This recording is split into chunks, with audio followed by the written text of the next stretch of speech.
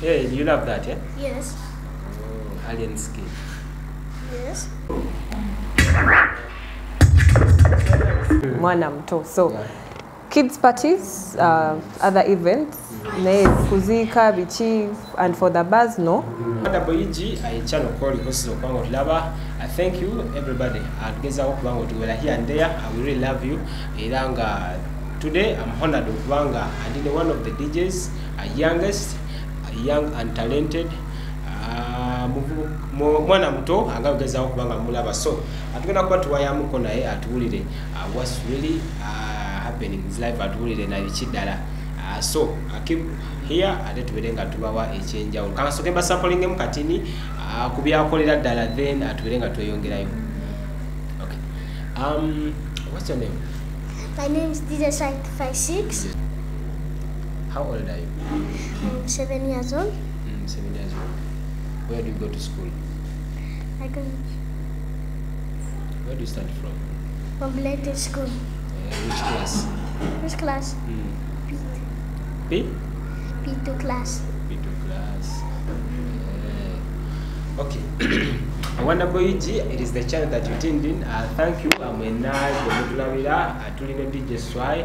Musokula abana muto. Taina nyo bigambo, so that's why tugeza kwa kupata mpola nenga nine Macdon akujukiza nti nakusomeza bili mwenda.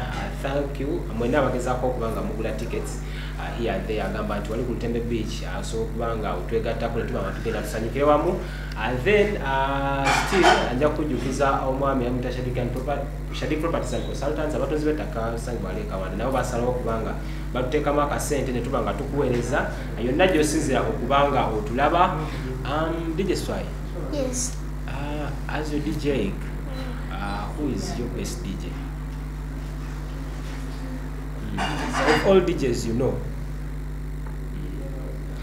DJ Roger. DJ Roger. DJ Roger. Among the artists, which artist do you love most?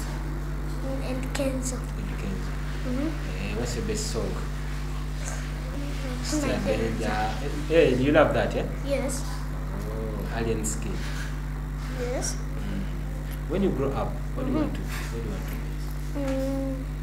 I want to be DJ, musician, footballer, lawyer, teacher. a DJ. You want to be a DJ? Yes.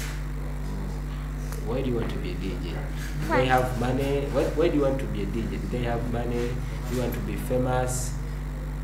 Both. Both, yeah? Yes. You want to have money and be famous? Yes.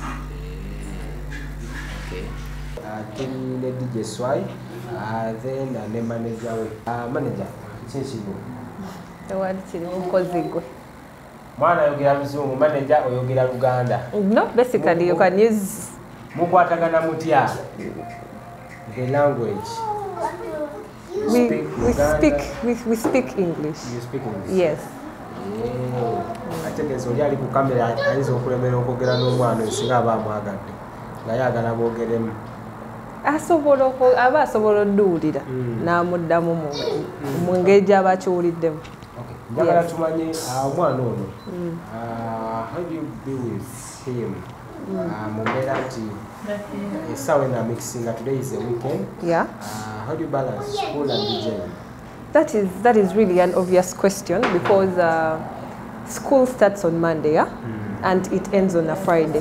So basically he goes to school from Monday to Friday, then Saturday and Sunday he's always home practicing his DJing. Yeah.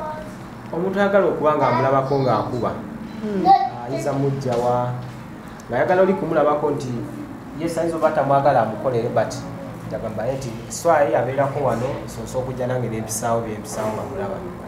Okumulaba, like what do you mean? Because maybe the fans. Fan wekuba tosa kumusanga buli wamu. So if you can't reach in a place where he is, probably you can visit all his platforms, starting with Instagram, Twitter, TikTok. Yeah. Oli abantu basinga abamwagadde basobola okulaba nti abeera ali wano oba ali wano. baba nga bamuyise nga bamubukinze somewhere. Yes. Ati awo wenyewe njagala okubuuza ku kyokubukira. Akuba parties ki, mikolo ki, azanya kukuziika, azanya kukufiirwa, azanya nga naye w'omulaba, he's definitely young, mwana muto. So kids parties, other events, naye kuziika biki, and for the bars no, because he's takuba mbaala. Ebyaba ajja kuzikuba mu bbaala nga tuvudde mu kusoma, because when he goes to basooke balindeko, because when we mix the bar with school we are going to torture him psychologically, because basically aba agenda kufiirwako ekimu ku byo. Yes. Ensoma yeetya wakati ndaba nti weekend we yandisomedde ebitabo abaagira ensoma yeetya asoma bulungi. You can ask him asobola okuddamu. Yes. So amagala isoko mwe wayinza okuba nga abasanga abareaching out then tumalirize to reaching out all our social media platforms, that is DJ SWAI 256, and those who want to book him or something, they can contact his number, because I have a personal number. Yes. Nga manager nga tumaliza kati nino bigendererwa ki ebyokubanga ono omwana asoma wakola oba DJ? Bigendererwa ki gwenga gwe byomuyindambi? Ekigendererwa kye ng'omwana, it is just something about his passion, okwagala kwe. Because since he has the love of DJing, that means his passion can push him somewhere. Nange wemba simanyi, but it can just push him anywhere he wants. The main goal. Ye nga ye omuntu mwana muto naye amanyi ye nga ye kyayagala, because teyasalawo kubeera nti he is going to be a musician naye nasalawo nti DJing wasobola. So basically he can do well in that. Yes. Hands for life bagamanya gango tulabise okujjako nga oyina ekyakyoyagala okuba ng'oyogera n'enamba gisome. Okay. Nja kubanga ndi kusomera if you really want to. Yeah, because someone may be there nga namwagala, maybe kids party, but there is no wayinza okuba nga yeetagisibwa. Okay. Ajja kubanga yeta ku 0755 91 3552. That is his number, DJ SWAI 256. Yagikwata era kati nga omulaba mwana tasobola kubanga agikwata singa abadde asobola singa yagisomye. Yes. Okay, thank you. Tujja kuba tudakongoza the microphone ate tujja kuba tuyongeza next time. Okay. Give us the last session. You mix. Okay. Then we finish. Yes.